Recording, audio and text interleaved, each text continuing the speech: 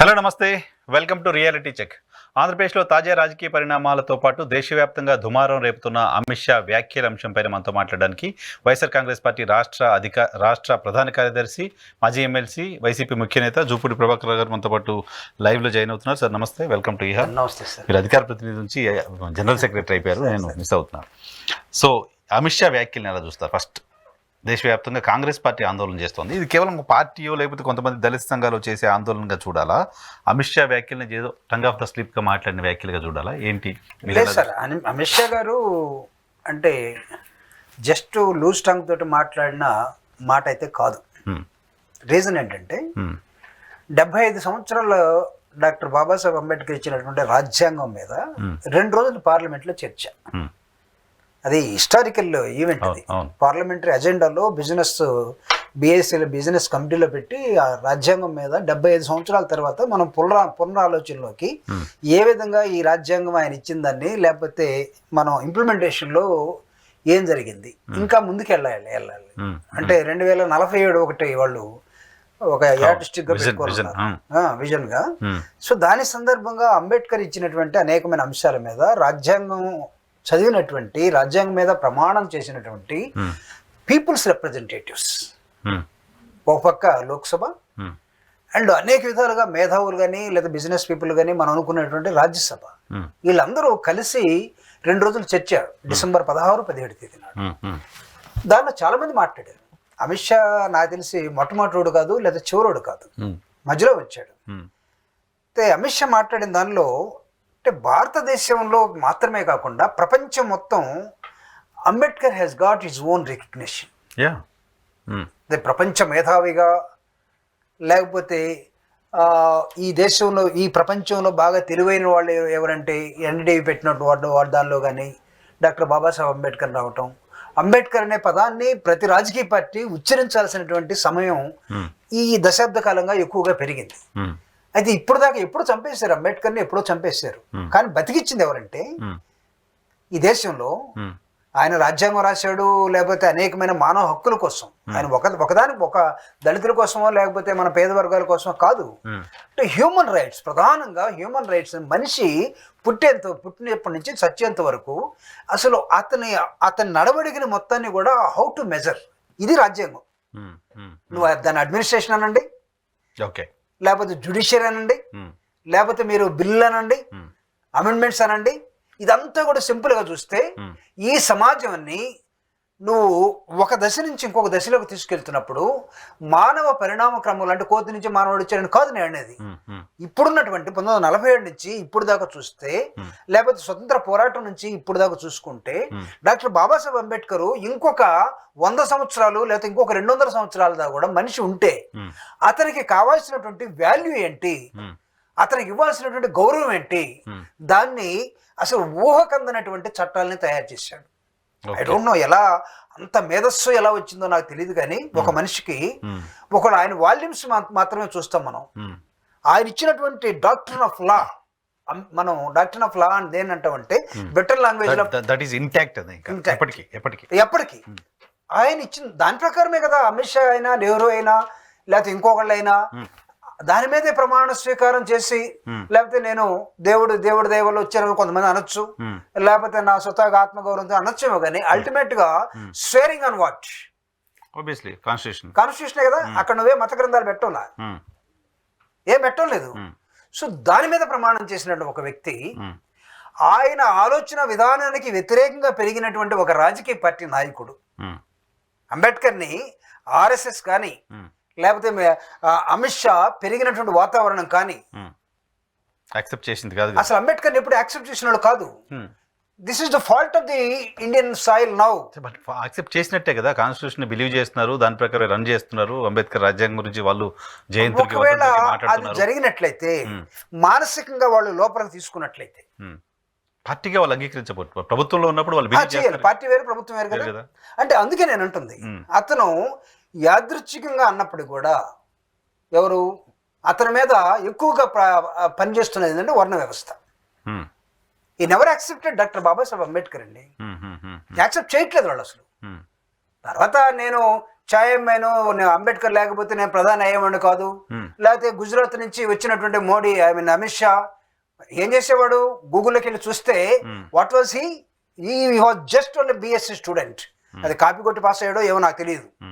తర్వాత చేసిన బిజినెస్ ఏంటో తెలుసా? తెలీదు. మనం పాత ఇనుము అమ్ముకుంటాం చూడండి, లేకపోతే ఇళ్లలో మన అల్యూమినియం పాత్రలకి చొట్టలు పడితే అవి మనం తీసి పక్కనేసి చీరలకు వారులుగా తీసుకుంటాం చూడండి, పాత బిందులు. అవును. ఈ స్క్రాప్ బిజినెస్ ఎత్తుంది. స్క్రాప్ బిజినెస్ నుంచి అమిత్ షా ఎక్కడి దాకా ఎదిగాడంటే, గుజరాత్లో ఏం చేశాడు? మారణ హోమం తెలుసు. మారణ హోమం చేస్తే ఒక రాష్ట్రం నుంచి ఈ దేశంలో వెలివేయబడినటువంటి ఒక వ్యక్తి అన్ఫార్చునేట్ గా భారతదేశానికి హోంమంత్రి అయిపోయాడు. అది కూడా కాన్స్టిట్యూషన్ గొప్పతనమేగా. అంతే కదా, కరెక్ట్, 100% కరెక్ట్. ఎలా వచ్చారో వచ్చేసారు. ఈ రోజు అదే వ్యక్తి ఏం మాట్లాడుతున్నాడంటే, మీరు అంబేద్కర్ అంబేద్కర్ అంబేద్కర్ అంబేద్కర్ అంటే అనవసరంగా అతని నోటి నుంచి కూడా తప్పని పరిస్థితుల్లో అంబేద్కరే వస్తున్నాడు. ఆయన కూడా జపం చేస్తున్నాడు. 7 తరాలు పుణ్యం అంటే దేవుడికి ఎరుగు. అసలు పాపం చేసినాడు కదా పుణ్యాన్ని కోరుకునేవాడు. ఈ పాపాత్ముడు మీరు అంబేద్కర్ అంటే మీకేం పుణ్యం వస్తుంది, మీరు దేవుణ్ణి చెప్పించండి అని అంటున్నాడు. అంబేద్కర్ గురించి అమిత్ షా అంబేద్కర్ అనే మాట వాడడం ప్యాషన్ అయిపోయింది. మీకు దేవుడి భజన చేస్తే పుణ్యమని వస్తుంది అని మాట్లాడారు. ఆయన మాట్లాడిన మాటల కంటే ఎక్కువ నష్టం, ఎక్కువ ద్రోహం అంబేద్కర్కి కాంగ్రెస్ పార్టీ చేసింది అనేది ఆయన చెప్తున్నమాట, ప్రధానమంత్రి చెప్తున్నమాట. అంబేద్కర్ని ఓడించారు, పార్టీ నుంచి పంపించారు, మంత్రుల నుంచి తీసేశారు, ఇవన్నీ కనపడట్లేదా? This is a history sir. అంటే అంబేద్కర్ని కాంగ్రెస్ న్యాయమంత్రిగా రిజైన్ చేసేటట్టు వెనక్కి పంపించేసింది. ఆయన న్యాయ బిల్లుని, ఉమెన్ బిల్లుని పెట్టేటప్పుడు ఆర్ఎస్ఎస్ వాళ్ళు ఆయన ఇంటి దగ్గర ఒక 5 రోజులు ధర్నా చేసేటట్టుగా చేశారు. ఎవరు? ఆర్ఎస్ఎస్ వాళ్ళు ఉమెన్ బిల్ని. ఆ ఉమెన్ బిల్లు పార్లమెంట్ లో నెహ్రూ అంబేద్కర్ ని మోసం చేశాడు. ఎందుకంటే డ్రాఫ్ట్ తయారు చేయమన్నాడు, బిల్ ఇంట్రొడ్యూస్ చేద్దాం అన్నాడు. ఆ టైంకి తప్పుకొని వెళ్ళిపోయాడు. అంబేద్కర్ ఎక్కడికి వెళ్ళాలి అప్పుడు? ఎవరు ఈ దేశంలో ఉమెన్ అంటే మాలో మాదిగోళ్ళ లేకపోతే ఎస్టీస్? కాదే. అసలు మొత్తం నీ దేశ జనాభాలో సగమైనటువంటి వాళ్ళు కదా. ఉమెన్ అంటే నీ తల్లి కావచ్చు, నీ అక్క కావచ్చు, నీ చెల్లి కావచ్చు, లేకపోతే నీ తోటి కావచ్చు. ఆర్ఎస్ఎస్ వ్యతిరేకించిందా ఉమెన్ బిల్ ని? ఎస్, ఆర్ఎస్ఎస్ వాళ్ళు. అదే సిద్ధాంతం ఉన్న భారతీయ జనతా పార్టీ, సింగిల్ గా మెజారిటీ ఉన్న భారతీయ జనతా పార్టీ మహిళా రిజర్వేషన్ బిల్ ని యాక్సెప్ట్ చేసింది కదా ఇప్పుడు పార్లమెంట్ లో. చేసింది. ఇప్పుడు నేను చెప్పేది అప్పుడు వీళ్ళిద్దరు లేరుగా. ఇద్దరు లేరు. పార్టీ అయితే సిద్ధాంతం అయితే ఆర్ఎస్ఎస్ సిద్ధాంతం ప్రకారం ఇంప్లిమెంటేషన్ వస్తుందా? బిల్లు చేసినంత మాత్రం ఎప్పుడు వస్తుంది? Is there any guarantee for that? 29 అని చెప్తున్నారు. Is there any guarantee for that? Will see. అది 29 లో వస్తుందా లేదా, ఇంకా పెండింగ్ పెడతారా లేదా? అంత ముందున్న ప్రభుత్వాలు ఎన్నిసార్లు ఎక్సర్సైజ్ చేసాయి, ఎందుకు పెట్టలేదు? వీళ్ళు ఒకసారి సడన్ గా ఒక సెషన్ పిలిచి ఆ సెషన్ లో ప్రత్యేకంగా ఉమెన్ ఎంపవర్మెంట్ బిల్లు పెడుతున్నామని పెట్టి తర్వాత దానికి డేట్ ఇవ్వకుండా వదిలేసిన అంశాలు తర్వాత చేద్దాం. ఆ టైంలో నెహ్రూ మోసం చేస్తే డాక్టర్ బాబాసాహెబ్ అంబేద్కర్ గారిని కాంగ్రెస్ పార్టీ మోసం చేస్తే ఆ బిల్లు దగ్గరే 1951 he resigned and come back. బయటకు వచ్చాడు. అదే సమయంలో ఆర్ఎస్ఎస్ మూకలో లేడీస్ ని అంబేద్కర్ గారి ఇంటికి పంపించి 5 రోజులు గొడవ చేశారు ఇంటిని ముట్టడించడం కోసం.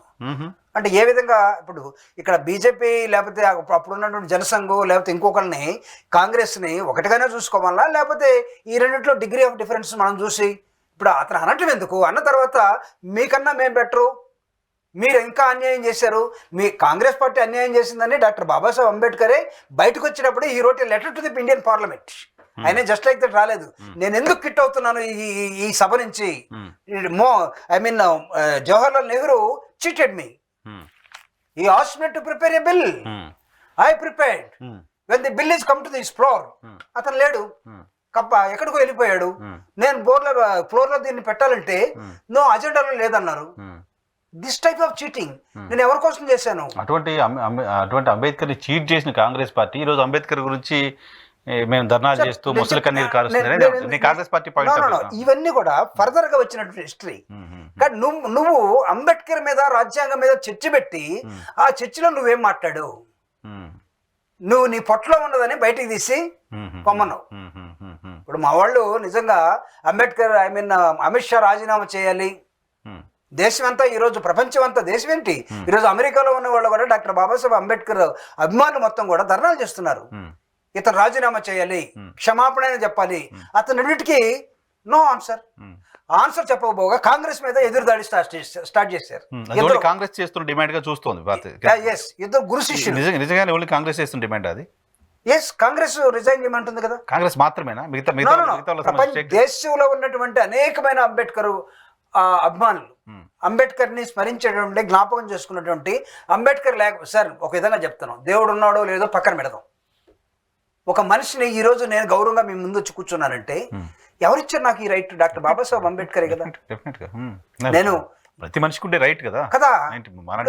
అమిత్ షా చెత్త వ్యాపారులు ఏరుకునేవాడు, సత్తు పాత్రలు బిజినెస్ చేసుకునేవాడు. మన ఇళ్ళకి ఒక 4 చక్రాలు బండి వేసుకుని ఆ చక్రాలు కూడా సరిగా ఉండవు, దానికి ఒక బెల్లు కొట్టి అది నడతా ఉంటే అదే గలగల మోగుతూ ఉంటది. పాత సామాన్లు ఉంటే ఇవ్వండి, పాత సామాన్లు బిజినెస్ చేసుకునేవాడు ఉంటాయి Amit Shah. Business no doubt. అతని నోటి నుంచి ఇంతకన్నా ఏమొస్తుందని మేము భావించాలి. సో అంబేద్కర్ గొప్పతనం తెలియట్లేదు. ఏం తెలుసు అతనికి అంబేద్కర్ గొప్పతనం? అంబేద్కర్ గొప్పతనం కన్నా అంబేద్కర్ ని పొగిడే ప్రపంచం ఎక్కువైపోయింది కాబట్టి ఈ పొగిడే ప్రపంచాన్ని చూసి తట్టుకోలేక అతను ఇది ఒక ఫ్యాషన్ అయింది. ఫ్యాషన్ అంటే ఏంటి సార్ అసలు? What is meant by fashion? Fashion అంటే నరేంద్ర మోడీ. ప్రధానమంత్రి అంటే నరేంద్ర మోడీ కాదు. ఫ్యాషన్ అంటే Narendra Modi. When he's visiting America అతని డ్రెస్ చూడండి. వెన్ హీఈస్ విజిటింగ్ షార్జా అతని డ్రెస్ చూడండి. When he is visiting Sri Lanka, see his dress, see his style of walking. When he is meeting Trump, see his style of behavior. Trump ని వెనక నుంచి భుజం మీద చేసి కొట్టే స్టైల్లోకి వెళ్ళిపోయాడు. దట్ ఈస్ ఫ్యాషన్ అండి. ₹1 చొక్కా వేసే మోడీ ఫ్యాషన్, నాట్ అంబేద్కర్. అంబేద్కర్ ఏంటంటే అన్ని కోటు గీటు ఉన్నటువంటి గాంధీ గారు సైకలాజికల్గా కోటు టయ్యి మొత్తం ప్యాంటు ఇప్పేసి గోసి పెట్టుకొని ఈ దేశంలో స్వతంత్ర పోరాటం చేస్తూ ఉంటే మానవ విలువల కోసం మనిషి ఎలా ఉండాలంటే గోస దశ నుంచి బయటకు వచ్చినటువంటి doctor Babasaheb Ambedkar suit boot వేసుకుని ప్రజల్లో కనపడటం స్టార్ట్ చేశాడు. అది ఫ్యాషన్ కాదు, డిగ్నిటీ, సెల్ఫ్ రెస్పెక్ట్. ఈ విధంగా ఉండాలి మనుషులు. చూసారా మీరు ట్రంప్ని కానీ లేకపోతే బైడెన్ కానీ లేకపోతే అమెరికన్స్ కానీ బయటకు వచ్చేటప్పుడు, బయలాటరల్ టాక్స్కి వచ్చేటప్పుడు, లేకపోతే ఇంకో దేశాన్ని విజిట్ చేసేటప్పుడు ఎలా వస్తారు వాళ్ళు? మోడీ నీకు ఫ్యాషన్, మోడీ ఫ్యాషన్ అంబేద్కర్ కాదు. కాబట్టి మీరు ఒకటి గమనించారు, అసలు అమిత్ షా ఉంటాడు, మోడీ ఉంటాడు, ఆ సభలో ఎట్లా తోలుతారో ఏమో భయంకరంగా తోలుతారు. వాళ్ళ మీడియా, సోషల్ మీడియా ఎలా పనిచేస్తుందో చేస్తుంది. మోడీ మోడీ మోడీ మోడీ మోడీ అనే జనం పెట్టే కేకలు ఉన్నాయి చూడు, అప్పుడు కదా ఇతను అనాల్సింది మోడీ భజన ఆపండి అని, మోడీ ఫ్యాషన్ ఆపండి అని. ఎందుకు వాళ్ళ పార్టీ కార్యకర్తలు వాళ్ళు మాట్లాడుకుంటారు. కానీ నువ్వెవడు అంబేద్కర్ తాకటానికి? అంబేద్కర్ పేరు ఉచ్చరించి ఆ భజన ఆపండి లేదా ఆ ఫ్యాషన్ ఏంటి ఫ్యాషన్ అనేవాడు అసలు నువ్వు మనిషి అంత ధైర్యం? ఇప్పుడు బీజేపీ కంటిన్యూస్గా 3 times పవర్లోకి వచ్చింది, ఇక్కడ రూల్ చేస్తుంది. ఏ సందర్భంలో కూడా లోపల ఏమున్నా, వాళ్ళ ఐడియాలజీ ఏమైనా, అంబేద్కర్ గురించి వాళ్ళకి ఎటువంటి అభిప్రాయం ఉన్నా బయటకు మాట్లాడే ప్రయత్నం చేయాలి. ఇప్పుడు కోయలేషన్ గవర్నమెంట్లో ఉన్న అమిత్ షా ఏ ధైర్యంతో అంబేద్కర్ గురించి ఇటువంటి వ్యాఖ్యలు చేస్తుంటారు? అంటే వాళ్ళకి కోయలేషన్ అనేది పెద్ద లెక్కలేదు కాదండి. ఎందుకంటే కోయలేషన్ ఉన్నది ఎవరు? చంద్రబాబు నాయుడు. కేజ్రీవాల్ గారు ఒక లెటర్ రాశారు చంద్రబాబు నాయుడు గారికి. అవును. ఆయన ఏ రిప్లై ఇచ్చాడు? ఆయనకి పాపం ఇవ్వలేదు అనుకుంటుగా. రిప్లై ఇవ్వకపోగా రేపు రాత్రికి వెళ్తా ఉన్నాడు ఢిల్లీలో. రేపు బీజేపీ కోalition గవర్నమెంట్ మీటింగ్ ఉంది. ప్రెస్ లో లేకపోతే ట్వీట్ లో ఆయన ఏం చెప్పాడంటే, నా మనసులో మాట అనేది వేరుగా పోర్ట్రేట్ అయింది, అదే విధంగా అమిత్ షా మాటలు కూడా ఆ విధంగా అయిపోయినాయి అని ఆ పెద్ద మనిషి అన్నాడు. ఆయన ఇక్కడ ఆంధ్రప్రదేశ్ లో అంబేద్కర్ వాదులు దాదాపు 80% 90% ఉన్నటువంటి ఈ రాష్ట్రంలో కాంగ్రెస్ తోటి 2019లో ఎన్నికల్లో పొత్తు పెట్టుకున్నటువంటి ఆయన, కాంగ్రెస్ వాళ్ళే దారుణంగా చేశారు అంబేద్కర్ ని, బీజేపీలో అమిత్ షా ఆ విధంగా అనలేదు, నా మనసులో మాట లేని దాన్ని ఎలా చెప్పారో వ్యవసాయం దండగని ఆ విధంగా అమిత్ షాని అంటున్నారు ఈ రోజు అని చెప్పాడు. నేను ఛాలెంజ్ చేస్తున్నాను. రికార్డు ఉంది కదా, పార్లమెంట్ కదా, ఎలా చెప్తారు అసలు? అన్నం తింటున్నావా లేదా గడ్డి తింటున్నావా? సో పార్లమెంట్ మొత్తం దాదాపు 1000 మంది లోక్సభ రాజ్యసభ గగ్గోలు పెట్టేసి బయటకు వచ్చి ధర్నాలు చేసేసి మొత్తం అల్లాడించారే. పార్లమెంటే కాదు, ఈ రోజు దేశం అంతా, నేను ఎంత చెప్పిన ప్రపంచం మాట దేవుడు ఎరుగు, దేశం అంతా irrespective of political parties they are demanding you quit the parliament. ఎందుకు చంద్రబాబు నాయుడు గారు రెస్పాండ్ అవ్వట్లేదు అని అనుకుంటున్నారు? అయ్యాడు కదా. అది అలా ఎందుకు రెస్పాండ్ అయ్యారు అనుకుంటున్నారు? అంటే ఆయన ఎన్డీఏలో ఉన్నాడు, ఆయన మీద కేసులు ఉన్నాయి, మోడీ అతను హోమ్ మినిస్టరు ఉన్నట్టుగా మాట్లాడితే అతను లోపలేస్తారేమో. మీరు ఎందుకు మాట్లాడలేదు? మీ పార్టీ అధ్యక్షుడు మాట్లాడలేదా? ఎందుకు మాట్లాడలేదు? ఎప్పుడు మాట్లాడారు? ఖచ్చితంగా మా పార్టీ రాజ్యసభలో ఉన్నటువంటి బాబురావు కానీ, లేకపోతే సుభాష్ చంద్రబోస్ కానీ, లేకపోతే అక్కడ ఉన్నటువంటి విజయసాయి రెడ్డి గారు కానీ వాళ్ళందరూ లేచి అంబేద్కర్ గారికి వాళ్ళు ఇచ్చినటువంటి ఒక నినాదం, జై భీమ్ అనే ఒక నినాదం, దాంతోపాటు ఈ విధంగా మాట్లాడటం బీజేపీ అమిత్ షా మాట్లాడటం తప్పని వాళ్ళు చెప్పారు కదా. ఇప్పుడు మీరు మాట్లాడుతుంది పార్టీ ప్రధాన కార్యదర్శిగా పార్టీలో అయినా? ఎస్, చెప్పారు వాళ్ళు పార్లమెంట్ లో. వాళ్ళు చెప్పింది నేను మీకు చెప్తున్నాను, నేనే కొత్త చెప్పట్లేదు. వైసీపీ కానీ టీడీపీ కానీ ఆంధ్రప్రదేశ్కి సంబంధించిన పార్టీలు ఏమీ స్పందించలేదు. నేను నిన్న మొన్న వీడియో చేశాను. ఆంధ్రప్రదేశ్లో రాజకీయ పార్టీలు అంబేద్కర్ గురించి ఇంత గొడవ జరుగుతుంటే Janasena స్పందించలా, Bharatiya Janata party TDP స్పందించలా, YCP స్పందించలా. వీళ్ళందరికీ మోడీ అంటే అంత భయం ఎందుకు అని లేదు, నాకు కూడా భయం కనిపిస్తుంది. ఆంధ్రప్రదేశ్ పార్టీలు ఏవి ఎక్కడ మాట్లాడుతున్నాయి? వైసీపీ పార్లమెంట్ లో ఉన్నటువంటి రాజ్యసభలో స్పష్టంగా స్పందించారు. ఇందాక కూడా విజయసాయి రెడ్డి గారు విశాఖపట్నం నుంచి మాట్లాడుతూ కొన్ని అంశాల్లో మేము న్యూట్రల్ గా ఉండాల్సిన పరిస్థితి వచ్చింది, కానీ జై భీమ్ అనే నినాదంతో మేము స్టార్ట్ చేసి అమిత్ షా వ్యాఖ్యలను ఖండించామని చెప్పారు. నడ్డా కూడా పిలిచి అడిగాడు మళ్ళా వీళ్ళని, మీరు ఎటువైపు మాట్లాడుతున్నారండి. సో మేము ప్రజల వైపు అని చెప్పారు. Forget about political parties sir. అసలు who is doctor Babasaheb Ambedkar? ఆయన ఒక ఆర్కిటెక్ట్ కదా, ఇండియన్ పార్లమెంటరీ వ్యవస్థలో ఉన్నటువంటి భారత రాజ్యాంగానికి ఒక ఆర్కిటెక్ట్ కదా. నువ్వే ప్రధానమంత్రి లెవెల్లో ఉండే నువ్వే అమిత్ షాని ఖండించకపోతే ఎవరు? ఈ ఫ్యాషన్ షో మనిషి మోదీ గారు సపోర్ట్ చేశారు కదా, అమిత్ షా సపోర్ట్ చేశారు కదా. నీ హోంమంత్రి అంబేద్కర్ ని గౌరవించకపోతే అంటే ఏంటి నీ లైన్ ఏంటి అసలు? నేను అడుగుతా ఉన్నా. అఫ్ కోర్స్ మీరు ఆర్ఎస్ఎస్ గా మీ లైను అంబేద్కర్ ఆలోచనకి వ్యతిరేకమే, but that is parliament, not your party.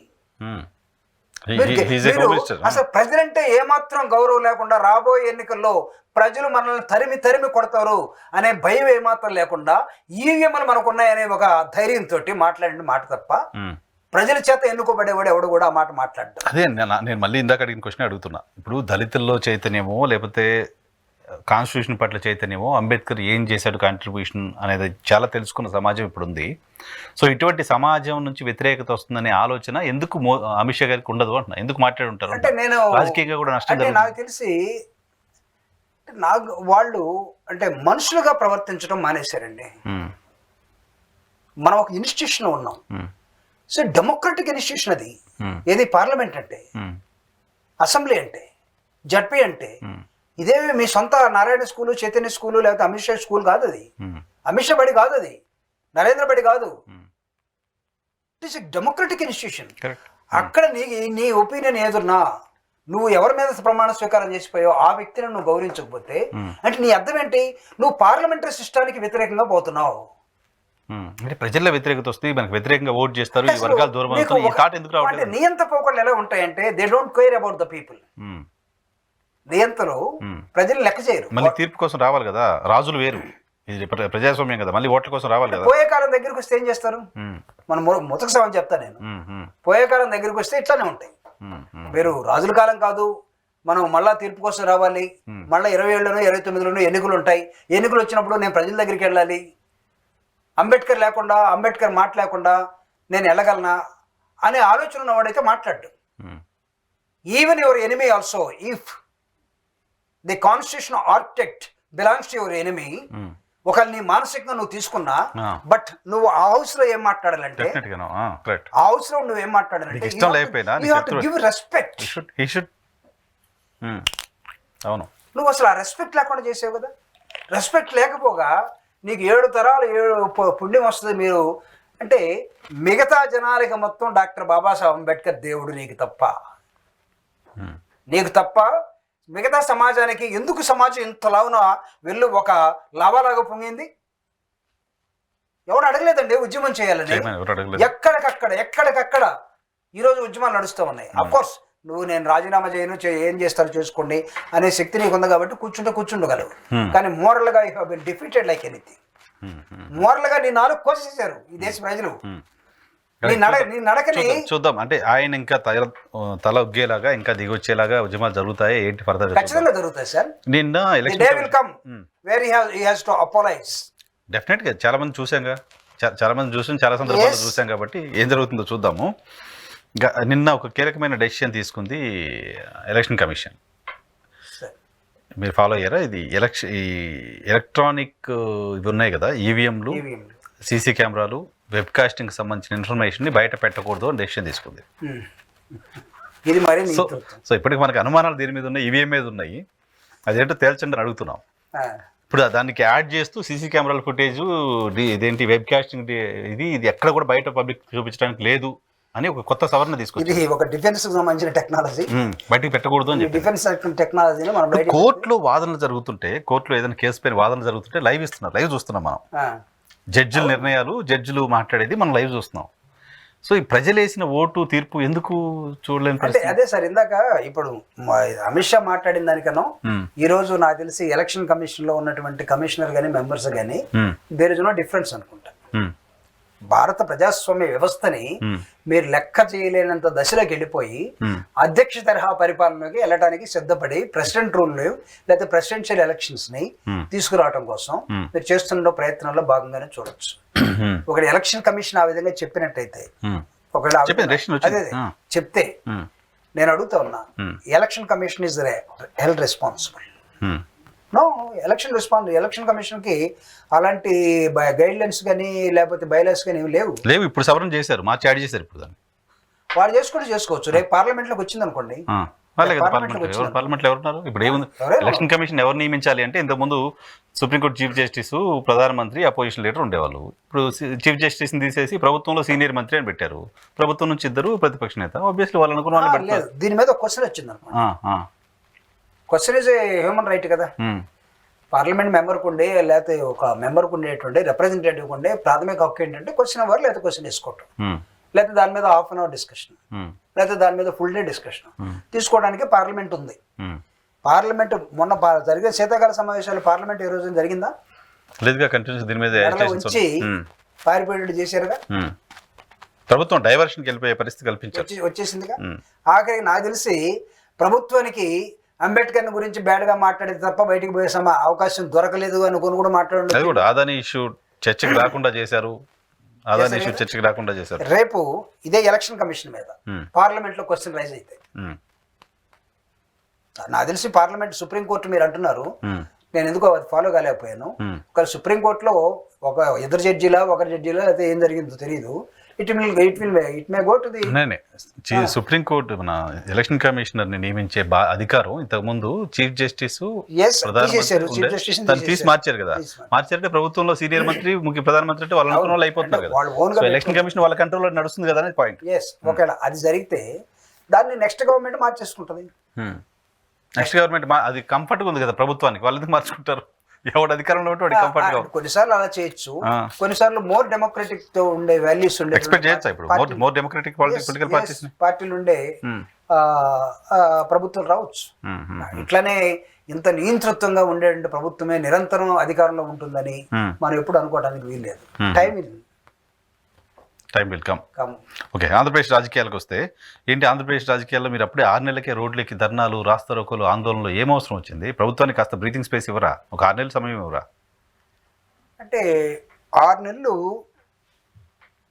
మేమేమి ఒక 6 నెలలు ఒక సంవత్సరం టైం ఏమి పెట్టుకోవాలి కదా, ప్రభుత్వం కుదురుకోవాలి కదా. 40 years ఇండస్ట్రీ ప్రభుత్వం ఏముంది మనకి, మొత్తం అన్ని కంటెస్ట్ అయిపోయి ఉన్నటువంటి అయ్యే కదా. బ్యూరోక్రసీ కానీ లేకపోతే మనకున్న జ్యుడిషియరీ కానీ లేకపోతే మనకున్నటువంటి పొలిటికల్ సిస్టమ్ కానీ అంతా కంటెస్టం అయిపోయింది కదా. అందులో ఢిల్లీలో ఒక పార్టీ, లోకల్గా ఒక పార్టీ, 40 సంవత్సరాల చిన్న ఒక పార్టీ. వాళ్ళకి 6 నెలలు ఎందుకు, వచ్చిన వెంటనే చేస్తామని కదా చెప్పింది. వాళ్ళేమి అసలు మాకు టైం కావాలి, 6 నెలలు బ్రీతింగ్ టైం కావాలి, లేకపోతే 3 నెలల బ్రీతింగ్ టైం ఇవ్వండి, 3 నెలల తర్వాత చేస్తామని సూపర్ 6 ఏం పెట్టలేదుగా. వాట్ దే సెడ్, అసలు the moment will come into the power, అసలు మీ బ్రతుకులు మార్చేస్తా ఉన్నారు కదా. ఇప్పటికి మేము ఇంకా ఓపికతో ఉండబట్టి ఒక 6 నెలలు పట్టింది, ప్రజలు ఓపికతో లేరు. ఎందుకు రాగానే పెన్షన్లు ఇస్తున్నారు కదా సార్, పెన్షన్లు ఇస్తున్నారు. రైతులకి ఏమి ఇచ్చారు? పెన్షన్లు ఇస్తున్నారు అనుకుందాం. శాలరీ, ఎంప్లాయీస్ శాలరీస్ ఉన్నాయా? పెన్షన్లు ఇస్తున్నారు అనుకుందాం. పోటీపడి ముఖ్యమంత్రి ఏదో ఒక రాష్ట్రంలో ఒక ప్రాంతానికి వెళ్ళి ఆడ కూడా కూర్చొని వాళ్ళలో ఈయనే ఛాయ్ పెట్టి తీసుకుందాం. మిగతా వాళ్ళకి ఏమైంది? ఈరోజు ఎలక్ట్రికల్ ఛార్జెస్ ఎట్లా పెరిగినాయి? అది మీ పాపం పాపం ఎవరిదని మీరు కదా. అసలు నేను ఒక సింపుల్ క్వశ్చన్ అడుగుతానండి. అసలు మేము పాపం చేశాం కదా, మేము రాష్ట్రాన్ని అప్పుల్లోకి తీసుకెళ్ళాం కదా, అసలు అప్పుల్లో ఉన్నదాన్ని ఎవడని కొంటాడా? మీరు ఎందుకు కొనుక్కున్నారు? మీరు ఎందుకు మేము అప్పుల బాధ మేము మోయలేక, లేకపోతే మేము లాసుల్లోకి నెట్టి మేము పోయిన దాన్ని, లాసుల్లో ఉన్నదాన్ని మీరు అంత హ్యాపీగా ఎందుకు కొనుక్కున్నారు? అంటే మీరు సూపర్ మ్యానే కదా. సూపర్ మ్యాన్ కూడా అర్థం కానీ సూపర్ 6 పెట్టారా? అబ్రకదబ్రా. ఇది కదా మీ ఫెయిల్యూర్. కాబట్టి మాకన్నా ముందు ప్రజలు మీరు వాళ్ళని అంటున్న క్రమంలో ఇప్పుడు అమ్మ ఒడి ఉంది, మీరు అధికారంలోకి వచ్చిన తర్వాత 8 నెలలకు 9 నెలలకు దాన్ని స్కీమ్ ఇంప్లిమెంట్ చేయడం స్టార్ట్ చేశారు. వాళ్ళు వచ్చి 6 నెలలు కాలేదు ఇంకా ఇవ్వలేదని గొడవ పెడుతున్నారు ఏంటి? మాది ఇనిషియల్ గా మేము చేసిందంతా కూడా ఎక్సర్సైజ్. జగన్మోహన్ రెడ్డి గారు తను తిరిగినటువంటి ఒక దాదాపు 5 సంవత్సరాలు ప్రజల్లో ఉన్నటువంటి ఓదార్పు యాత్రతోటి, ఆ తర్వాత ఇంకొక 4 సంవత్సరాలు ప్రజా సంకల్ప యాత్రతోటి ప్రతిపక్షం నుండి 9 సంవత్సరాలు రాష్ట్రంలో తిరిగిన తర్వాత మేము ఓదార్పు యాత్రలో ఉన్నప్పుడు అనుకున్నటువంటి అమ్మఒడి అనే ఒక కార్యక్రమాన్ని నిర్దిష్టంగా మేము డిజైన్ చేయడం కోసం మాకు సమయం పట్టింది. మేము డిజైన్ చేసిన దాన్ని 15,000 కదా ఒక తల్లికి. మీకు ఎంత సమయం పడుతుంది? అన్లెస్ మీరు ఎగ్గొట్టాలనుకుంటే తప్ప. ట్రాక్ పైన ఉన్నదే కదా. అదే ఇప్పుడు ఏం లేదు, పెన్షన్లు ఎట్లయితే పెంచి నెక్స్ట్ డేనే ఇచ్చారో అది ఇచ్చారు కదా. మీరు మాకన్నా మీ గొప్పని చెప్పుకోవడం కోసం ఇచ్చేసారు కదా. అమ్మఒడి ఇచ్చింది ట్రాక్ పట్టాల్లో ఉంది. వెనక నుంచి నువ్వు నష్టమే కదా. అకౌంట్లో వేసే డబ్బులు ఇంకొంచెం పెంచేయాలి కదా, అంతే కదా. ఎందుకు చేయలేకపోయావు? మాకు టైం పట్టింది అనుకుందాం. మాకు చాలా విషయాలు టైం పట్టింది. టైం పట్టినా జగన్మోహన్ రెడ్డి గారు ఎక్కడ కూడా ప్రజలకు ఇచ్చినట్టు ప్రామిస్ ని, అది నష్టాల్లో ఉన్నాడా, కష్టాల్లో ఉన్నాడా, లేకపోతే చేయలేక అప్పు తెచ్చాడా, ఏం చేశాడా, మొత్తం చేశాడు.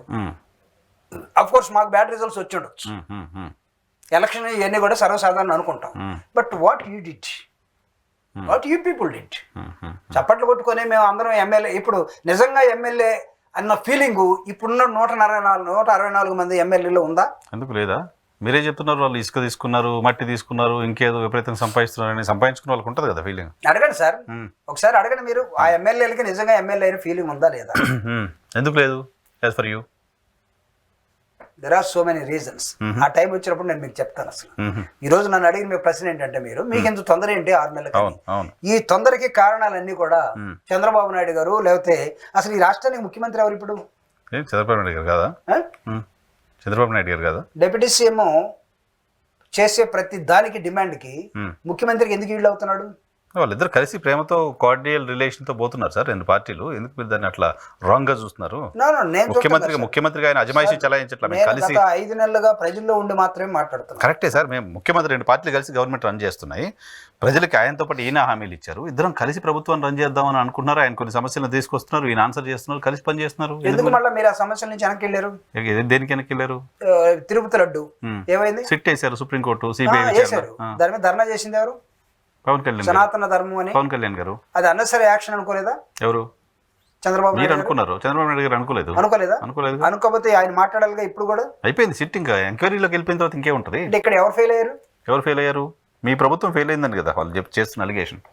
మా ప్రభుత్వం ఫెయిల్ అయితే నీ సిట్టో స్టాండో చెప్తుంది కదా. సిట్ వేసారు, ఎంక్వైరీ చేసి వస్తుంది. సిబిఐకి ఇచ్చారు, సిబిఐ ఎంక్వైరీ చేసి తెలుస్తుంది సార్. ఇక్కడ మీకు 40 సంవత్సరాల ఇండస్ట్రీ ఉండి 75 సంవత్సరాల వయసున్న పెద్ద మనిషిని పొగిడితే పొగడమనండి. నీ అనుభవం ముందు, నీ నాలెడ్జ్ ముందు, నీ శారీరక శ్రమ ముందు, లేకపోతే నువ్వు పోయే నిద్ర ముందు, నువ్వు తినే ఆహారం ముందు అసలు మేము తట్టుకోలేకపోతున్నావు అని చెప్పమానండి. బట్ నీ సబ్జెక్ట్ కాని అంశాన్ని గురించి నువ్వు మాట్లాడినప్పుడు నిన్ను పొగిడినంత మాత్రాన when you're keep quiet. So comment చేస్తున్నారు చంద్రబాబు నాయుడు గారిని. ఎవరండి అసలు? Anitha being a Dalit lady, నీ హోమ్ మినిస్టర్ పదవి నేను లాగేసుకుంటే ఏమవుతుందో చూద్దాం. అసలు ఇది ఒక డెమోక్రటిక్ ప్రాసెస్ అని భావిస్తున్నారు మీరు? డెఫినెట్ గా నో. ఎలా అన్నారు? హోమ్ మినిస్టర్ ఎలా సరెండర్ అయింది, తెలుగుదేశం పార్టీ ఎలా సరెండర్ అయింది? అలా అన్నందుకు ఈయన పోయి తర్వాత ఎక్స్ప్లెనేషన్ ఇచ్చాడుగా. అంతే, ఈయన పోయి ఎక్స్ప్లెనేషన్ ఇచ్చినట్టుగా చదివా నేను. ఆవిడ ఎక్స్ప్లెనేషన్ లేదు, ఈయన వెళ్ళి ఇచ్చాడు. పొరపాటు అయిందమ్మా, నేను ఏదో నా పిల్లల్ని అన్నారని మాట్లాడాను అని పవన్ కళ్యాణ్ గారే ప్రెస్ మీట్ పెట్టి చెప్పాలిగా. చెప్పాలా? ఆంధ్రజ్యోతిలో చదివా నేను. అంటే ఆంధ్రజ్యోతి కూడా బాగానా చదివే దాంట్లో చదివితే నీకు ప్రెస్ మీట్ పెట్టి మేసాలు నెత్తి గిత్తి మొత్తం ఎగరేసి గాలిలో ఎగరేసి మాట్లాడింది ఏమవుతుంది? నాదెళ్ల మనోహర్ గారి గురించి ఏం మాట్లాడారు? చంద్రబాబు నాయుడు గారు అక్కడ మొన్న జరిగినటువంటి వరదల్లో విజయవాడ వరదల్లో వరదల్లో సరిగా చేయట్లేదు, ఏవా ఉల్లిగడ్డలు టమోటాలు సరిగా తేవడం తెలియదా నీకు అలా 10% కూడా అనలేదా? బాగుంది అన్నారు. చంద్రశేఖర్ రెడ్డి కాకినాడలో నాదెళ్ల మనోహర్ గారు ముందు పోయి అక్కడ ఇన్స్పెక్షన్ చేసి రాలేదా? చేసి వచ్చారు. తర్వాత ఈయన పోవాల్సిన అవసరం ఏంటి? ఆయన ఇంకా తరువుగా రెండోసారి నేను అడుగుతున్నా, that is not his portfolio. Portfolio కాకపోవచ్చు, ప్రభుత్వంలో తప్పులు ఏం జరుగుతున్నాయి క్షేత్రస్థాయిలో పర్యటనలు చేస్తున్నారు ఆయన. ఇప్పుడు వాళ్ళు చెప్తుంది అదే కదా. మీరేమో ముఖ్యమంత్రి అయిన తర్వాత జగన్మోహన్ రెడ్డి గారు ఆ ప్యాలెస్లోనే కూర్చొని ఉన్నారు. పవన్ కళ్యాణ్ గారు చెప్పులు విడిచి బురదలో నడుచుకుంటూ కోయగూడెల్లో తాండాల్లో తిరుగుతున్నారు. నాయకుడు అంటే ఇలా కదా ఉండాలి అని. పవన్ కళ్యాణ్ గారికి సినిమాల నుంచి బయటకు వచ్చిన తర్వాత పదవి వచ్చిన తర్వాత బురద ఏమన్నా పాత ఉండొచ్చు, కానీ 9 సంవత్సరాలు జగన్మోహన్ రెడ్డి గారు రాజశేఖర రెడ్డి గారు మరణానంతరం బురదలోనే తిరిగాడు, పేదలతోనే ఉన్నాడు, గ్రామాల్లోనే ఉన్నాడు, చెట్ల కింద పడుకున్నాడు. దాన్ని ఏమంటాం? నువ్వు చెప్పులు విడిచేదో బురదలో పోయావని నువ్వు అనుకుంటే నిరంతరం బురదలో 9 సంవత్సరాలు ఉన్న వ్యక్తిని గురించి నువ్వేం మాట్లాడాలి? ఆయనకు అనుభవం ఉంటుందా, నీకు అనుభవం ఉంటుందా? అడ్మినిస్ట్రేషన్ వేసి కూర్చొనే చేశాడు అనుకుందాం, కూర్చొనే చేశాడు. Is very very new to the governance, learning stage. మీలాంటి సీనియర్స్ని పెట్టుకొని నేర్చుకొని వర్కౌట్ చేసుకుంటూ వెళ్ళిపోయాడు. నేరమేం కాదే, నేరమేం చేయలేదు. ఎక్కడ 2,75,000 కోట్ల రూపాయలని ప్రభుత్వ మనీని పంపు చేసి పేదల్ని ఆ పేదరికం నుంచి పైకి తీసుకురావడం కోసం ఆయన చేసినటువంటి ప్రయత్నాన్ని ప్రజలు కొంతమంది మర్చిపో ఉండొచ్చు, కానీ అసలు ఇది ఎంత పెద్ద ఇదై ఉండాలి, ఇన్నోవేషన్ కార్యక్రమం అయి ఉండాలి. చంద్రబాబు నాయుడు గారు తన 45 సంవత్సరాల్లో 4 సంవత్సరాలు ముఖ్యమంత్రిగా ఎప్పుడైనా 2,75,000 కోట్ల రూపాయలు ఒక్కసారైనా లేకపోతే 4 సార్లు కలిపైనా పేదలకు ఇచ్చాడా? ఆయన అసలు మొత్తం రాష్ట్ర సంపదని పెంచేశారని కదా, వెల్త్ సృష్టించారని కదా. కాదా? వెల్త్ సృష్టిస్తే ఇప్పుడు ఎందుకు సార్ మళ్ళీ దేశాలన్నీ తిరగటం? అప్పుల కోసం తండ్రి ఒక పక్క కొడుకు ఒక పక్క, ఎందుకు దేశాలన్నీ తిరగటం? అసలు అంతెందుకు? ఏ దేశాలు తిరగని అవసరం లేదు. ఈస్ట్ గోదావరి వెస్ట్ గోదావరి బండి, అక్కడ ఉన్నటువంటి ఫెర్టైల్ సాయిల్, అక్కడ ఉన్నటువంటి బాగా ఆర్థికంగా బలపడ్డ కుటుంబాలు, ఆ కుటుంబాలను భిక్షం అడగండి. క్యాపిటల్ కట్టుకోవాలి అమరావతిలో, మీరు చారిటీగా ఇస్తారా లేకపోతే పార్ట్నర్షిప్ లో ఇస్తారా? పిపిపి మోడల్ ఒకటి ఉంది కదా, మీరు ఈస్ట్ వెస్ట్ కూడా వెళ్ళండి సార్. అక్కడ ఉన్నటువంటి ధనవంతులు ప్రపంచంలో ఎక్కడ లేరు, ఇంక్లూడింగ్ కృష్ణ. మీరు అడగలిగితే ఇంక్లూడింగ్ కృష్ణ. అసలు ఈ 3 జిల్లాలు చాలవా మీకు ప్రపంచం అంతా? ఎందుకంటే మీరు సింగపూర్ పోవాలి, ఎందుకు మీరు అమెరికా పోవాలి, ఎందుకు మీరు అక్కడ పోయి డాన్సులు వేసుకోవాలి, ఎందుకు బతిలాడుకోవాలి? దేశంలో పెద్ద పెద్ద కాంట్రాక్టర్స్, దేశం మొత్తం కాంట్రాక్ట్ చేసి కూడా మనోడైతే దేశంలో ఇన్ఫ్రా అంతా వాళ్ళే కడుతున్నారు. అతను ఎందుకు అడగరు మీరు? మీతో టిఫిన్ చేస్తాడు కదా రోజు, మీతో లంచ్ లో ఉంటాడు కదా, మీ పాలసీస్ అన్ని అక్కడి నుంచే వస్తాయి కదా, వాళ్ళ పేర్లలుగా గవర్నమెంట్ నడుపుతున్నారు కదా. సో మీరు వీళ్ళని ఎందుకు అడుగురు? 30,000 కోట్లతో ఇప్పుడు రాజధానిలో పనులు మొదలు పెట్టబోతోంది. ఏంటి వైసీపీ కామెంట్ దాని మీద? చేసుకోమనండి. అంటే నీకు ప్రపంచం మొత్తాన్ని తీసుకొచ్చి ఒక నీళ్లు వర్షం వస్తే నీళ్ళలో మునిగిపోయే ఒక ప్రాంతాన్ని 30,000 కోట్ల లేకపోతే ఇంకొక 1,000 కోట్ల కలుపుకొని చేసుకోమనండి. But what will be the fate of that place tomorrow? మీకు విజన్ ఉంది కదా, 2020 కొట్టేసుకున్నారు, ఇంటూ 2047 ఏదో పెట్టుకున్నారు, మోడీ పెట్టారు కాబట్టి మనం కూడా పెట్టుకున్నాం. ఏం కాబోతుందో 47 మీరు చూసుకోండి. ఆ 47లో ఇది కూడా ఒకటి ఉంది, ఈ విజన్. సో ఏంటి మీకు మీ అబ్జర్వేషన్ ప్రకారం కూటమిలో వాళ్ళిద్దరికి బాగాలేదా, సఖ్యత లేదా? సరే మీరేమన్నా మేము అసలు ఎక్కడ నిప్పు పెట్టడం లేదు, మేము ఎక్కడ అగ్గి పెట్టుకొని తిరగటం లేదు, మేము ఎక్కడ కూడా వర్షాల్లో తడిసిపోయినటువంటి వరిని తీసుకొచ్చి కుప్పలేసి ఎండబెట్టి దానికి నిప్పు పెట్టాలి మేము చూడటం లేదు. ఆటోమేటిక్ గా the day will come. Pawan Kalyan garu ఆషామాష మనిషి కాదు. తనకు ఆలోచన వచ్చినప్పుడు రకరకాల స్టేట్మెంట్లు ఇవ్వగలడు. ఎవరో ఒక చోట రేపు నాగబాబు గారు మంత్రిగా వచ్చిన తర్వాత అబ్బాయి మన ఇద్దరం కలిసి ఒక చోట ఈ విధంగా మాట్లాడడం, దాన్ని ఏం చేసేవారంటే సడన్ గా అవును కదా అన్నయ్య, ఇతను మనం చెప్పాల్సిన అవసరం ఉందా అని అనుకున్నారు అనుకో. అవుతారా నాగబాబు గారు మంత్రి? అది అగ్రిమెంట్ అయిపోయింది, ఎంఓ అయిపోయిందిగా. డెమోక్రసీలో అసలు రాబోయే మంత్రికి, రాబోయే ఒక వ్యక్తికి కౌన్సిల్ కాదు, అతను ఎలక్టెడ్ కాదు, అతని కోసం పేపర్ మీద అండర్స్టాండింగ్ రాసి నాగబాబు గారిని మేము తీసుకుంటున్నాం ఇచ్చేటువంటి ఒక వీకెస్ట్ ముఖ్యమంత్రి భారతదేశంలో ఎవరు ఉన్నారంటే దట్ ఈజ్ చంద్రబాబు నాయుడు గారు. వీకెస్ట్ ఎందుకు సార్? వేరే కూటమిలో వేరే పార్టీకి సంబంధించిన వ్యక్తిని మంత్రిని చేస్తానని నా పార్టీ లెటర్ హెడ్ పైన నేను ఇస్తున్నాను అంటే అది ఆయన కూటమిలో ఆయనకున్న పట్టుగా ఎందుకు చూడరు? దాన్ని అంటే చూడొచ్చు. అయితే మనకి ఎన్టీ రామారావు గారి కొడుకు ఒక ఆయన ఉన్నాడు కదా, హరికృష్ణ గారు, ఆయన కూడా ఎమ్మెల్సీ కాకుండా ఎమ్మెల్యే కాకుండా మంత్రి అయ్యాడుగా. తర్వాత ఏమైంది? 6 నెలలకు పంపించేశారు. ఏమైంది? టికెట్ ఇవ్వలేదు తర్వాత ఇక్కడ బై ఎలక్షన్ వస్తే టికెట్ ఇవ్వలేదు దానికి. రేపు నాగబాబు గారి పరిస్థితి ఏమవుతుంది? అందుకే అతను అండర్స్టాండింగ్ తీసుకున్నాడు. అప్పట్లో నీకు ఎంఓయూ లేదు. ఇప్పుడు పవన్ కళ్యాణ్ గారు అండర్స్టాండింగ్ వచ్చిన తర్వాత కూడా ఆయన మంత్రి పదవి ఇస్తారా లేదా అని చర్చ జరుగుతుంది విస్తృతంగా. ఇప్పుడు కూడా అంటే నీకు ఎంఓఏ చేసుకున్న తర్వాత కూడా బిజినెస్ జరుగుద్దా లేదా డౌట్ ఉంది. కాబట్టి ఆ రోజు చూపించడం కోసం మీరు ఇప్పుడు ఇక్కడ ఇంకోటి రిలేట్ చేయాల్సి వస్తే మీ నాయకుడిది కూడా ఉంది. షర్మిలా గారికి ఎంఓఏ రాసి ఇచ్చి తర్వాత క్యాన్సిల్ చేసుకున్నారు కదా. ప్రేమతో ఇచ్చాను, ఇప్పుడు ప్రేమ కనపట్లేదు కాబట్టి వెనక్కి తీసుకున్నాను అని. బహుశా చంద్రబాబు నాయుడు గారు కూడా ప్రేమతో ఇద్దాం అనుకున్నాడు మంత్రి పదవి, ఇప్పుడు ప్రేమ లేదు కాబట్టి దీన్ని కంపేర్ చేయలేం. ఎంఓయూలు వర్కౌట్ అవ్వట్లేదు అంటే చెప్తున్నా, దీన్ని కంపేర్ చేయలేము.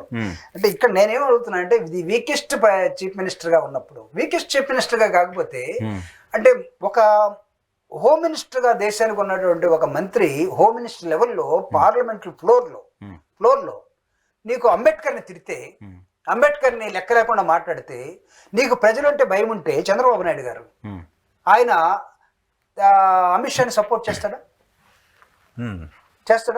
నీ కూటమి బంధం, నీ మీద ఉన్న కేసులు, లేకపోతే పవన్ కళ్యాణ్ గారు చుగవేర్ణ గురించి చెప్తాడు, భారత రాజ్యాంగం గురించి చెప్తాడు, బీఎస్పీ తోటి పొత్తులో ఉన్నాడు, మాయావతి గారి కాళ్ళు మొక్కాడు, డాక్టర్ బాబాసాహెబ్ అంబేద్కర్ లేకపోతే నేను లేనంటాడు, అన్నీ ఉన్నాయి కదా. ఆయన నోరు తెరిచాడా?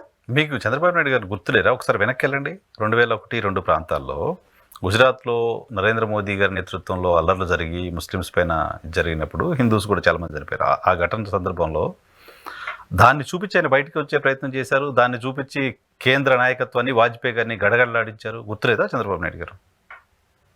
ఇదే చంద్రబాబు నాయుడు గారు కదా. అంటే అదే టైంలో కదా ఈయన నేషనల్ ఫ్రంట్ ఏర్పడి కన్వీనర్ గా 98, 99, 90 ప్రాంతంలో కూటమిలో ఆయనే కీలకమైన వ్యక్తిగా ఉండి కూడా మీ ముఖ్యమంత్రి తప్పు చేస్తున్నాడని మాట్లాడారు కదా. మాట్లాడారు. మోదీకి అపాయింట్మెంట్ ఇవ్వలేదు, అపాయింట్మెంట్ కూడా ఇవ్వకుండా మోదీ ఏపీ భవన్ చుట్టూ చక్కెర కొట్టిన అపాయింట్మెంట్ ఇవ్వలేదు కదా. దట్ ఈస్ చంద్రబాబు నాయుడు గారు కదా. అదే ఆ మనిషి ఏమైపోయాడు అని అంటున్నాను. ఈ నాయన కదా ఏమైపోయాడు? అప్పుడు అంత పవర్ఫుల్ గా లేరా? ఇప్పుడు అప్పటికంటే ఎక్కువ ఉన్నారు కదా సార్. ఇప్పుడు ఎంపీలు ఎక్కువ ఉన్నారు, ఎమ్మెల్యేలు ఎక్కువ ఉన్నారు, సీనియర్ అప్పటికంటే ఎక్కువ సీనియారిటీ వచ్చింది. అవును, అంటే లెసన్స్ కూడా వచ్చాయిగా, లెసన్స్ కూడా వచ్చాయి, అనుభవాలు కూడా వచ్చాయిగా, కదా. జైలు పోయినాడుగా 53 రోజులు, 53, 54 పోయినాడు కదా. లోకేష్ గారు ఒక 4 రోజులు ఢిల్లీలో ఉండి ప్రయత్నాలు చేసుకుని ఒక ఒప్పందం మీద బయటకు వచ్చి పవన్ కళ్యాణ్ గారు యాక్షన్ చేసి ఇవన్నీ జరిగితేనే కదా వచ్చింది. అంటే ఆ యాక్షన్ లో ఇప్పుడు ఈ రోజు దాన్ని ఏమంటాం మనం, ఆ కూటమిలో భాగమైపోయి ఒక్కొక్కళ్ళు యాక్ట్ చేస్తా ఉన్నారు. లేకపోతే ఒక ప్రజాస్వామ్యవాదిగా 40 సంవత్సరాల ఇండస్ట్రీ ఉన్నాయి, లేకపోతే ఎన్టీ రామారావు తోటి పుట్టినటువంటి నేషనల్ గవర్నమెంట్ అనేది అది ఒక మిథ్య అని చెప్పి అది కాంగ్రెస్ వ్యతిరేకం ఇంకో దానికి వచ్చినటువంటి రాజకీయ పార్టీ ఆ లక్షణాలు ఈ రోజు ఏమైపోయినాయి? నేను అడుగుతున్నా. మీరే కదా ఆ రోజు మోడీ గారికి తెలుగుదేశం పార్టీని అంత మరి వీక్ పార్టీగా మార్చారా అనే ఇంప్రెషన్ అయితే డెఫినెట్ కలుగుతుంది. ఇప్పుడు ఇది నేను చెప్తున్నది కదా సార్, ఇంప్రెషన్ ఉందా? ఇంప్రెషన్ వచ్చింది కాబట్టి 6 నెలల తర్వాత ఏమవుతుంది? ఇప్పుడు నువ్వు పార్టీలో కూటమిలో ఉన్నంత మాత్రం డిఫరెంట్ ఒపీనియన్ ఎందుకుంటే పవన్ కళ్యాణ్ గారు ఎక్స్ప్రెస్ చేస్తున్నారు కదా మీ దగ్గర, మీ కూటమిలో ఉండి డెమోక్రసీలో నువ్వు కూటమిలో ఉన్నప్పుడు, అలయన్స్ లో ఉన్నప్పుడు నువ్వు పెంచుకోవాల్సిన బార్గెనింగ్ పవర్ కదా. అదే నేను చెప్తున్నా, మీ కూటమిలో ఏపీలో మీ కూటమిలో ఉన్న పవన్ కళ్యాణ్ గారు మీకు వ్యతిరేకంగా గలం ఇప్పుతున్నారు ఓపెన్ గా కదా. మీరు ఎన్డీఏలో ఉన్నంత మాత్రాన ఎందుకు మీరు మాట్లాడకూడదు? అమిత్ షా గారు పవన్ కళ్యాణ్ గొంతు ఇక్కడ నొక్కేయచ్చు కదా. అవును, మాట్లాడచ్చు కదా. ఎందుకు మాట్లాడలేకపోతున్నాడు? Will see.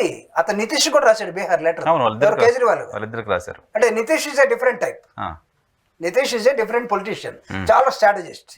నేను చెప్తున్నా, ఆయన అనుభవం భారత రాజకీయాల్లో చూస్తే ఆయన ఒకసారి డెసిషన్ తీసుకుంటే అసలు ఎవరిని లెక్క చేయకుండా తీసుకుంటాడు. నాకు తెలిసి కేజ్రీవాల్ లెటరు ఒకవేళ అమిత్ షా దగ్గర, నితీష్ దగ్గర ఏమైనా పనిచేసిందంటే అప్పుడు నితీష్ కూడా వ్యతిరేకించి చంద్రబాబు నాయుడు గారు గట్టిగా ఓటేసుకుంటాడు ఇద్దరిని. ఎవరిద్దరిని? మోడీని అమిత్ షాని. ఎందుకంటే నితీష్ ఆయన పోయినా నేను ఉంటాను, నితీష్ జైలుకి వెళ్ళా. ఆయన ఎక్స్పీరియన్సెస్ వేరు, స్కిల్ డెవలప్మెంట్ అక్కడ జరగల, ఇక్కడ జరిగింది. దీనివల్ల పాపం ఆయన నోరు అయిపోయిందేమో, దీనివల్ల ఆ పార్టీ గొంతు నొక్కబడిందేమో, లేకపోతే ముందుగానే చెప్పున్నారేమో. కేజ్రీవాల్ అంటూ ఒక లెటర్ రాస్తాడు, లెటర్ రాస్తే మీరు ఏ విధంగా మాట్లాడాలో వాళ్ళు ఏమైనా ప్రాంప్టింగ్ ఇచ్చున్నారేమో. తెలుగుదేశం పార్టీలో ఉన్నటువంటి అంబేద్కర్ అభిమానులందరూ కూడా తెలుగుదేశం పార్టీని ప్రశ్నిస్తే సమాధానం ఎక్కడ? నేను అడుగుతున్నాను. ఇది క్రిస్మస్ మాసంలో జరిగిందండి. దళితుల majority 98% of the Dalits they are practising churches. చర్చిలో ఇది గుసగుస ఆడుతుంది ఈ మాట. అంబేద్కర్ ని మోడీ అమిత్ షా ఈ విధంగా అన్నాడు. చంద్రబాబు నాయుడు గారు ఏమన్నారంటే అమిత్ షా అలా ఏమనలేదు, నా మనసులో మాట పుస్తకాన్ని నేను ఆనందాన్ని వ్యవసాయం దండగానే ఎలా అన్నారో అలా అన్నారంటే రికార్డులు తీసి చూపిస్తారు పార్లమెంట్ లో రికార్డులు. ఆ రోజు బయటకు వచ్చినాయి. అంతేకాదు జనసేన కూడా, జనసేన ఈస్ట్ వెస్ట్ కోట్లో ఉన్నటువంటి జనసేన అందరూ కూడా పాపం వాళ్ళు కాపులైనా సరే దే ఆర్ అంబేద్కరైట్స్. అంబేద్కరైట్స్ అతను కూడా సమాధానం చెప్పుకోవాల్సిన అవసరం ఉంటుంది. ఒకవేళ బీజేపీకి లెక్క లేకుండా, బీజేపీకి ఆంధ్రప్రదేశ్లో ఎలాగో ఓట్లు లేవు, ఏదో వీళ్ళిద్దరి ద్వారా వచ్చింది లేకపోతే ఈవీఎంల ద్వారా వచ్చింది అని అనుకున్నా, రేపు వీళ్ళు ఎవరు కేర్ చేయలే అవసరం బీజేపీకి లేదు. But what about you? It will become a election point. Election point టైంలో మాట్లాడే పాయింట్ గా డాక్టర్ బాబాసాహెబ్ అంబేద్కర్ అనేది, సార్ ఇది ఒక లావా సార్, ఇది అంబేద్కర్ టచ్ చేయటం అంటే అంత ఈజీ కాదు. అంత ఈజీగా మీరు ట్రైన్ తగలబెట్టి ఎంతమంది చనిపోయినా సరే, రాష్ట్రం వదిలిపెట్టిపోయినా సరే, మోడీ వచ్చి నా మీద కేసులు తీసేస్తాడు, మోడీని నేను ప్రధానమంత్రిని చేస్తా, ఆయన నన్ను హోంమంత్రిని చేస్తాడు అనుకునేది కాదు. Don't try to touch doctor Babasaheb Ambedkar. చూద్దాం ఏం జరుగుతుందో. చివరిగా అల్లు అర్జున్ గారి గొడవ ఏంటి? మీరు ఆయన ఎక్కువగా పూసుకోవడం వల్ల ఆయనకి ఇంత కష్టాలు వచ్చి పడినాయి అని చెప్పి మేము పూసుకునేదే ఉంది సార్. అక్కడ మీ పార్టీ కోసం క్యాంపెయిన్ చేశారు, ఆయనకి ఇంకా టార్గెట్ అయిపోయారు చాలా మంది. అంటే రాజకీయ పార్టీలు క్యాంపెయిన్ అనేది పక్కన పెడితే, అంటే సినిమా ఇండస్ట్రీ మొత్తం కూడా అంటే అనేకమైన పాత్రలు, స్టోరీలు చేసి నటించి రాసి రైటర్స్ తోటి చదివించుకొని సినిమా ఒప్పుకుంటారు వీళ్ళందరూ కూడా. హీరో కానీ విలన్ కానీ వీళ్ళందరూ కూడా, మెజారిటీ హీరోయిన్ కానీ వీళ్ళందరూ కూడా. కానీ ఇంత ఇన్హ్యూమన్గా ఎందుకుంటారో, వాళ్ళు అంత నేరోగా ఎందుకు ఉండిపోతారో ఈ అంశంలో కనబడతా ఉంది.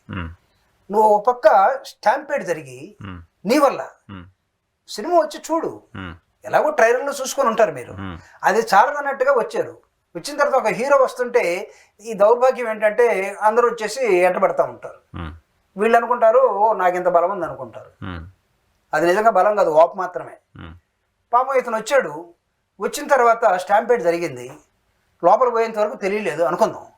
లోపల పోయిన తర్వాత అక్కడున్న ఏసీపీ కానీ డీసీపీ కానీ పోలీసు వాళ్ళు కానీ అతనికో అతని మేనేజర్కో when news is confirmed or informed, నువ్వు అసలు ఒక హీరోగా నువ్వు చేయాల్సింది ఏంటి? ఫ్యామిలీ దగ్గరికి వెళ్ళి ఉండాలి. కనీసం మానవత్వం, ఫ్యామిలీ వదిలిపెట్టండి సార్. అయ్యో ఇలా జరిగిందా కన్సర్న్ కనీసం, అవునా నిజంగా జరిగిందా, ఫ్యామిలీతో వచ్చి ఉండొచ్చు. మీరు కూర్చోండి, నేను ఇప్పుడే వస్తాను. అది కూడా సినిమా అనుకోండి, ఒకటి సినిమాలో యాక్షన్ అనుకోండి సార్, పార్టీ అనుకోండి, ఒక పార్టీ అనుకోండి. అంతేగాని కల్పన అమ్ముకున్నట్టు, లేకపోతే ఒక కుంటోడి వేషం వేసి బీడీలు తాగి భుజం మీద నిప్పుతోటి సిగరెట్ కాల్చుకొని, ఇది సినిమాలో అండి. ఇది బయట ఏమైంది? ఇప్పుడు నీ దిష్టిబొమ్మ తగలబెడుతున్నారు ఇక్కడ. అంటే ఏం ఆశిస్తున్నారు ప్రజలు? ప్రభుత్వం ఏం ఆశించింది? నిన్న రేవంత్ రెడ్డి అసెంబ్లీలో మాట్లాడాడు, ఎన్ని యాంగిల్స్ లో మాట్లాడాడు అతను. అంటే నేను రేవంత్ రెడ్డి మాట్లాడు కాబట్టి నేను చెప్పట్లేదు. అంటే రేవంత్ రెడ్డి గారు ఇక్కడ ఇప్పుడు తీసుకున్న నిర్ణయాన్ని గతంలో వైసీపీ ఏపీలో టికెట్ల ధరల పెంపు అంశానికి సంబంధించి తీసుకున్న నిర్ణయం ఆల్మోస్ట్ సేమ్ డెసిషన్స్. ఆ రోజు మొత్తం ఇండస్ట్రీ వైసీపీని ఒక విలన్గా చూశారు. ఈ రోజు ఇక్కడ కనీసం మాట్లాడలేకపోతున్నారు. ఎందుకు? అదే వాళ్ళు ఒక విధమైనటువంటి భయం. ఏది వీళ్ళందరూ కూడా వ్యాపారస్తులే కదా సార్. వీళ్ళందరూ కూడా ₹1 పెట్టి కాయ లాటరీలో వేసేసి, వీళ్ళందరూ దేనిలో మనం అమెరికానో శ్రీలంక దేనికి పోతూ ఉంటారు వీళ్ళందరూ, మన ఎమ్మెల్యేలు ఎంపీలు ఏమాడటానికి ఏదో అంటారు కదా సార్ దాన్ని, క్యాష్ నో టైప్. ఈ సినిమా కూడా అదే కదా. ఒక పనికి మానుడు ఎవరన్నా తీసుకొస్తారు, అమ్మ అబ్బాయి ఎలా పెంచుతారో తెలియదు. I'm sorry. అందుకే నేను ఒక సినిమాలో శరత్ బాబు సినిమా పేరు నేను చెప్తాను. శరత్ బాబు ఏ పోలీస్ ఆఫీసర్, ఒక బ్లాక్లో టికెట్లు అమ్ముకునే ఒక కుర్రాడిని ఒక సెల్లో పెట్టి ఆ సెల్ నుంచి బయటకు తీసి ఎన్కౌంటర్ చేస్తారు. ఆ సెల్లో ఉన్నప్పుడు ఆ ఎన్కౌంటర్ కాబడ్డ వ్యక్తి పేరు ఏంటంటే నీలాంబరావు పాత్ర. ఈ శరత్ బాబు పోలీస్ స్టేషన్లో వచ్చి అతను ఎన్కౌంటర్ చేసేటనే ప్రజా ఉద్యమం వస్తుంది. వస్తే ఈయన ఇన్వెస్టిగేషన్లో మామూలుగా వచ్చి, నీలాంబరం ఆ సెల్లో నువ్వు కూడా ఉన్నావు కదా, జరిగిన దాని గురించి ఏమన్నా నాకు చెప్పగలవా అంటే, ఇతను ఆఫీసర్ అని కూడా ఏం చెప్పలేదు, సినిమా మాత్రం నేను చెప్తున్నాను సార్. అంటే నా హృదయానికి అత్తుకుంది కాబట్టి ఆ పాత్ర శరత్ బాబు గారిది, ఆ నీలాంబరం పాత్ర. అతను నీలాంబరం అనేవాడు ఆన్సర్ చెప్పకుండా ఏం జరిగిందో, అతను ఏమైపోయాడు అనేదానికి ఏం చెప్పలేక బోర్డు ఏడ్చేసాడు. చాలు నీ దగ్గర నాకు ఆన్సర్ దొరికింది, నీలో ఇంకా కన్నీళ్లు మిగిలే ఉన్నాయి, నీలో ఇంకా కన్నీళ్లు మిగిలే ఉన్నాయి. I got answer. నీలో కన్నీళ్ళు లేవా? ఒక ఆడబిడ్డ నీ సినిమా కోసం వచ్చి నిన్ను చూడటానికి వస్తే స్టాంపేడ్లో తొక్కిసినట్లు ఏదో లీగల్ ఇష్యూస్ వస్తాయి అందుకోసం వెళ్ళలేదు సంథింగ్. సార్ తర్వాత ఏమైనా చెప్పుకోండి సార్. స్పార్క్ ఎక్కడి నుంచి రావాలి? నీ మేనేజర్ ఏంటి? What for your manager? Heart respond అవ్వాలి కదా సార్. ఇప్పుడు అతను అయ్యి ఉంటే దేవుడు అయ్యేవాడు, సొసైటీ నుంచి మద్దతు ఉండేది కదా. ఇప్పుడు అవలేదు. ఏం జరిగింది? పాపం రోజు కోర్టు తిరగాల, మళ్ళీ అరెస్ట్ అయి ఉన్నాడు, బెయిల్ మళ్ళీ ఎప్పుడైనా ఇది కావచ్చు. అందులో ప్రభుత్వం గట్టిగా పట్టుకుంది, ఎందుకు పట్టుకుంది లేదనేది చాలా విషయాలు జరుగుతూ ఉంటాయి. కానీ ఇక్కడ ఎందుకు పట్టుకుందో ఏదో నాకైతే తెలియదు. బట్ అతని వైపు నుంచి మిస్టేక్స్ కనపడుతున్నాయి, హీరో వైపు నుంచి మిస్టేక్స్ కనపడతా ఉన్నాయి. ఇందాక అడిగినటువంటి 3 hours ఇంట్రాగేషన్లో ఆమె చనిపోయిన విషయం నీకు తెలుసా తెలియదు అంటే టీవీలో వస్తుంది, నాకు తెలియదు అంతవరకు, స్క్రోలింగ్లో ఆ విషయంలో మౌనంగా ఉన్నాడు. దాని మౌనానికి అర్థం ఏంటి? పాప అతను చెప్పలేకపోతున్నాడు కదా, నాకు తెలిసింది కానీ నేను ఎందుకో ఆ మూమెంట్లో రియాక్ట్ కాలేకపోయాను అని చెప్పలేక, అంతకుముందు అబద్ధం ఆడాడు కాబట్టి నాకు ఎవరు చెప్పలేదని, ఇప్పుడు చెప్పలేక తెలిసిన తర్వాత మౌనంగా ఉన్నాడు. అది ఆన్సర్ కదా, మౌనం ఇట్ సెల్ఫ్ ఆన్సర్ కదా. పాపం ఆ విధంగా దొరికిపోయినాడు. నేను ఇక్కడ ఏమంటానంటే సార్, అసలు నీలో నువ్వు ఒక పెద్ద నాయకుడు అయిన తర్వాత లేకపోతే యాక్టర్ అయిన తర్వాత నీకు సమాజాన్ని ఎక్కువగా తెలుసుకునే అవకాశాలను నువ్వు నిర్మించుకోవాలి కదా. ఎలా ఉంటావు నువ్వు అడవిల గురించి తెలుసు, అడవిలో ఏ మొక్కకి ఫారెన్ లో బిజినెస్ ఉందో తెలుసు, స్టోరీ రాస్తాడు వాడు, దాని మీద నువ్వు అతను ఇన్ టైంలో ప్రాపర్ గా రియాక్ట్ అయ్యి ఉంటే డెఫినెట్ గా సొసైటీ నుంచి ఇంకాస్త ఎక్కువ మద్దతు ఇప్పుడు దొరుకుండేది. ఎక్కడ అవుతారు సార్, నేను అనకూడదు కానీ ఎక్కడ అవుతారు? వాళ్ళ నాన్నగారు ప్రజారాజ్యం పార్టీలో పెట్టినప్పుడు టికెట్లకి నువ్వు ఎంత పెడతావు ఎలక్షన్లు అంటే, డబ్బులు లేవంటే మీ దగ్గర ఆస్తులను రాసి ఏమని అడగలేదా? తెలియదు నాకు. పేపర్లో వచ్చింది చరిత్ర. ప్రజారాజ్యం పార్టీలో ఎవరు అడిగినా చెప్తారు. అంటే అక్కడి నుంచి వచ్చిన అతను నిజానికి అప్పుడు పార్టీని కూడా ప్రాపర్ గా హ్యాండిల్ చేయలేదు, చేస్తుంటే పార్టీ నిజానికి ఇంకా బాగుండేది. పచ్చినదే కాదు కదా, చిరంజీవి గారి కృషి చాలా ఉండింది కదా అప్పుడు. అందులో ఫేస్ ఉన్నారు కానీ బ్యాక్ లో ఉండింది కదా. అంటే ఇలాంటివన్నీ ఇప్పుడు ఇలాంటివన్నీ మనం మాట్లాడుకోవాల్సిన చరిత్రను కొద్దిగా తవ్వితే, ఒక అడుగు ముందుకెళ్తే, ఒక గడపర చెరపర తీసుకుని ఒక అడుగు మనం తవ్వితే కొన్ని బయటకు వస్తున్నాయి కదా అవశేషాలు. ఈ వాటిలో ఇదే లక్షణం కదా. పాపం ఈ రోజు లేకపోతే అతను అంతలావున తలంచుకొని పోలీస్ స్టేషన్ కి గిల్ట్ ఉండదు కదా, లైఫ్ టైం గిల్ట్ ఉండదు కదా. అంటే నువ్వు అసలు మీరు ఇంతకుముందు అన్నట్టుగా హార్ట్ రెస్పాండ్ అయి ఉండాలి, హార్ట్ రియాక్ట్ అయి ఉండాలి. నేను చెప్పాను కదా సార్, శరత్ బాబు నీలాంబరం పాత్ర అంటే నీలో కన్నీళ్లు ఇంకిపోయాయా మనుషుల్లో? అసలు ఇంకా ఎంత సంపాదించుకుంటారు సార్? ఎన్ని వేల కోట్లు, ప్రపంచం మొత్తం. నువ్వు గ్లోబల్ హీరో కదా, దాన్ని నాటు గీటు ఏదో ఒకటి ఉంది కదా, ఏ నాటు వరి నాటు కాదు, అదే కాళ్ళ మీద ఎగిరేది ఒకటి డాన్స్. వాళ్ళకేం సార్, మనకి హై స్కూల్ ముందు మేము ఎలిమెంట్ హై స్కూల్లో ఉన్నప్పుడు హై స్కూల్ ముందు చిన్న పిల్లలు ఒక తండ్రి ఇద్దరు, ఒక అబ్బాయి ఒక అమ్మాయి పుడితే వాళ్ళ మీద 2 కర్రలు పెట్టి ఒక తాడు కట్టి దాని మీద డాన్స్ చేపిస్తారు సార్.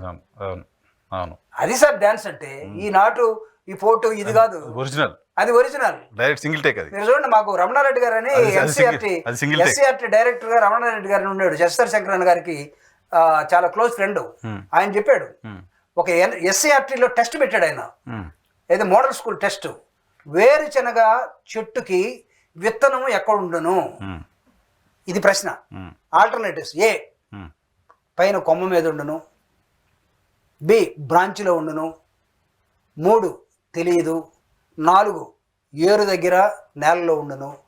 సార్ ఏంది ఈ ప్రశ్న అడిగారన్నా నేను? ఈ ప్రశ్నకి గ్రామాల్లో ఉండేవాడు మాత్రమే సమాధానం చెప్పగలడు.